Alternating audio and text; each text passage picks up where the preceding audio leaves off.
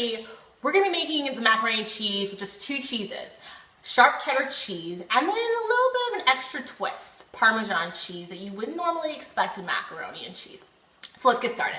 So right now we're going to be making a roux sauce, which is just a fancy term for butter and flour. And that's going to be our thickening agent for the macaroni and cheese. Some macaroni and cheese recipes call for eggs or evaporated milk, but we're going to be making a roux that's going to eventually turn into a bechamel sauce, which is another fancy term for milk, flour, and butter. And that's going to cause our cheese sauce to really thicken up.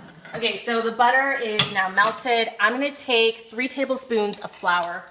So that's pretty easy to remember, right? 3 tablespoons of butter, 3 tablespoons of flour. And we are going to whisk this. Again, make sure your stove is on low. We're going to whisk this until all the flour is incorporated into the butter and until you start seeing small little bubbles appear. And you just going to want to cook this a little bit just so that the flour can kind of cook off its floury taste. And it's going to come into a really nice brownish tan color. All right.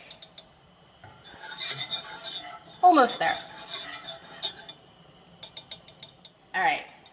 So we're going to take our milk and we're just going to incorporate it slowly.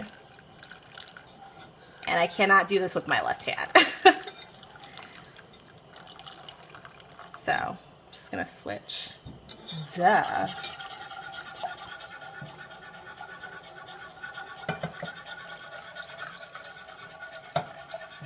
So the milk is now incorporated into the flour and the butter. And now we are just going to turn the heat up a little bit, up to medium. And we're going to let this simmer for about 10 minutes. You want to make sure though not to let it boil, and you're going to want to come back and whisk it every so often just to make sure that the flour and the butter haven't congealed at the bottom. And it should be ready when you take a wooden spoon and it will coat the back of it. That's when you know it's good. And then we'll start adding in our cheeses, and then we'll start adding in some of our spices, and then we're already halfway there. Also, make sure to preheat your oven to 375 degrees. You want your oven waiting for you, not the other way around. And then keep stirring your noodles. And you can use other things than elbow macaroni. You can use penne. Ziti noodles are also really good. And you're going to cook them to al dente, which is whatever it says on the box of it being well done. You're going to want to maybe cook it a little bit less, so maybe 2 or 3 minutes, because it's going to finish cooking in the oven. And in that time, I'm going to keep watching Real Housewives. See you in about 10 minutes.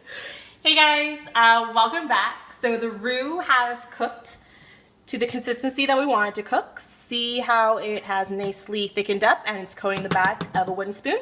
That's exactly what you want. The noodles already cooked and I just drained them, and now they're sitting in their hot pot ready for the cheese sauce. Very important, especially when you're using cheddar cheese. Take your bechamel sauce off the heat. Cheddar cheese is very finicky. It will curdle on you like that. So we're going to take sharp cheddar cheese, and if you can find extra sharp cheddar cheese, even better. It's just going to get more flavor. So we're going to take about a cup of that, and we're going to save the rest of it for our topping. And even though the bechamel sauce is no longer on the heat, the cheese is going to melt.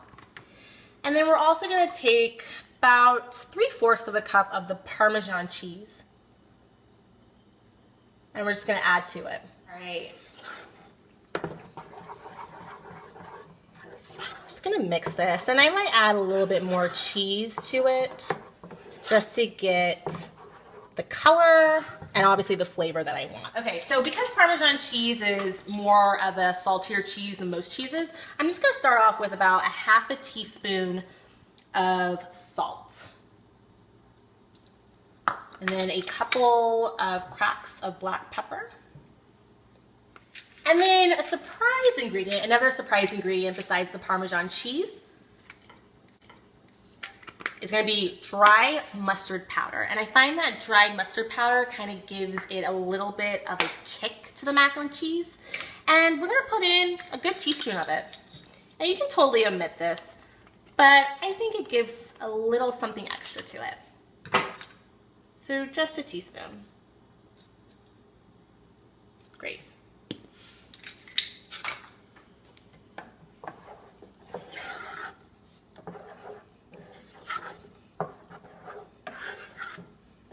I can definitely taste a little bit of the mustard powder, and it's just the right point of being not too salty, but I can taste all of the cheeses, which is what you want. So we're just gonna mix in the cheese sauce into our al dente noodles.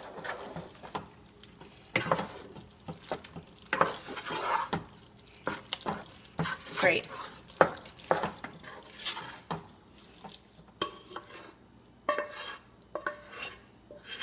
Oh my God, this looks so delicious. All right. And then now I'm just gonna add in the remaining cheddar cheese, sprinkle it on top. And honestly, this is like your preference. If you wanna use like 2 cups of cheddar cheese, that's your prerogative. I'm not going to fault you for that. The cheesier, the better. And then we have quite a bit of Parmesan left, which is gonna taste so delicious on top. So we're gonna put this in the oven just so the cheese can melt and it gets really bubbly and kind of forms like a little bit of a crust on top for about 25 minutes in a 375-degree preheated oven. And in 25 minutes, we'll have macaroni. So I just took out the macaroni and cheese from the oven. It looks delicious. I plated it up because that's what I'm gonna eat for my dinner tonight. If you want the full recipe, just go to www.attaylorsTable.com and you'll find this and more delicious recipes. Leave a comment down below. Let me know what you think. And until next time, bye guys.